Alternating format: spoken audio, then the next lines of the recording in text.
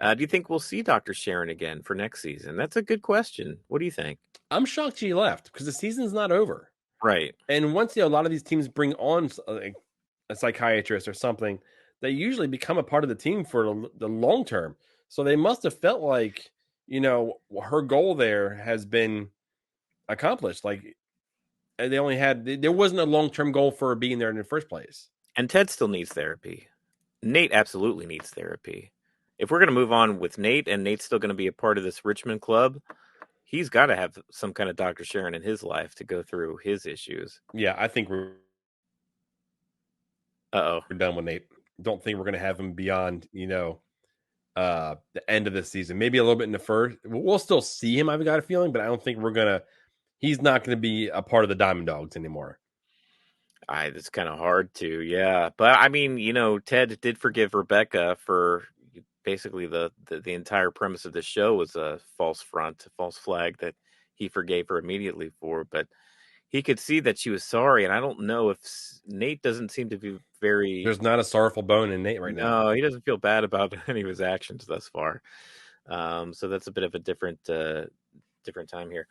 Yeah, so I don't know. I guess we should just go ahead and plow through this. So, Ted and Sharon, they have their interaction here. They meet up at the bar. They have a drink.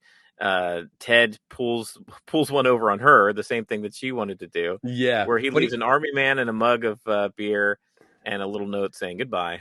yeah, he got to be able to say goodbye. I think there was a level of closure that he needed. There was, and it always goes back to the army man. At the end of last season, he gave it to Jamie when Jamie's on the bus after his dad ripped into him. Yeah. He gave it to Sharon this episode. Will Nate get one? Ooh, I don't know. No, I don't. Yeah, I don't know. It's such a betrayal, man. And Ted's in a vulnerable state right now. I don't know. So yeah, you guys already know. You've watched the episode. So Ted gets home. He gets a text from Ted Crimm of all people of the Independent. Let's do this. Let's watch what happened, and then we'll come back and talk about it.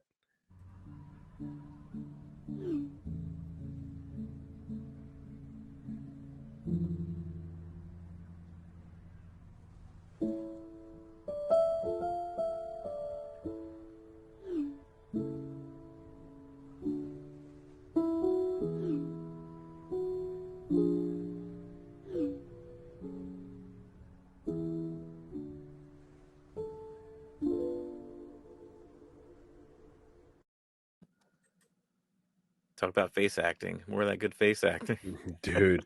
And we talked about this. We did. We talked about it, an article being coming out, by Trent. I love the fact that there's a respect. Like he knew, and I even think Ted knew that if he had something like that, he would have to write it. So I don't think Ted would be mad at Trent at all. Trent's just doing his job. He's given information and he has to go with it. And he went ahead and was like, you know what? This is coming out tomorrow.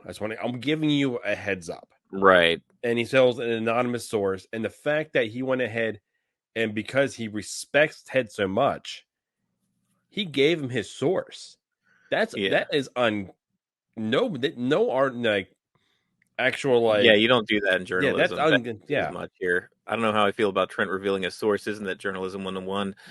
Never give up your sources. I'm glad he did it, but he doesn't seem the type to break that code, which, I agree with. Trent Crimm, if anything, he's an upstanding journalist. I think maybe that's just goes to show you how much he does respect Ted. He's not willing to not run the story, which would be more down that line, but at the very least, he wanted to, I guess, let him know. And if you have somebody that's betraying you within your own ranks, that's hard to keep from somebody. Man, I wonder if it has anything like the article had anything to do with maybe Nate referencing Rupert, or you know what I mean, where Trent's a smart guy. He can connect the dots. Yeah. And if this is coming out and knowing who the past owner was and the relationship between them and Rebecca, you know what I mean? I can kind of see him, and that may be why he came the heads up and let him know who the rat was inside of the club. Yeah, Nate won't last, but it probably won't be on Ted. Oh, that's a good point. Like maybe Ted doesn't actually do the firing himself. Maybe Beard tosses him out the way he tossed. I would love to see Roy toss him. Oh yeah. I would love to see Roy do it. Ted needs to fire Nate. Can't trust him any longer. I agree. This is almost. I think Nate has crossed the line here, right? Did anyone notice Ted's apartment was much tidier? He was doing better. Oh my gosh, that's a good pull, Melissa. You're right. There was a few times, like I think when Sharon went there, where his apartment was kind of a mess. Well, But yeah, when you look on him, everything's nice and tidy. has anyone noticed a peanut butter on open peanut butter jar? I haven't noticed an open peanut butter jar this season. Not yet this season. I'm sure it's still there. That we It's just got to haven't be been in there. the You get a kitchen. walk by, two things of fingers, you got peanut Yeah, butter to go. I mean, I haven't noticed one yet. We've seen we his spent a apartment lot of quite a few time in his times. kitchen last season, and this season it's been more in his living room with the TV on. So, um, oh yeah, every phone in this show is an iPhone. I mean, you can't help it. It's Apple TV. They got to do what they got to do, right? Yeah, right. um, oh yeah, we did mention about Ted or Trent. Obviously has a lot of respect for Ted. That was an honorable thing to do. Yeah, I agree. It was tough, but Trent did it. Um, can't buy Trent giving Ted a heads up that he has a rat. I know that's the thing. It's so close to home, right? Yeah. It's like the enemy, the killer's calling from inside the house kind of thing.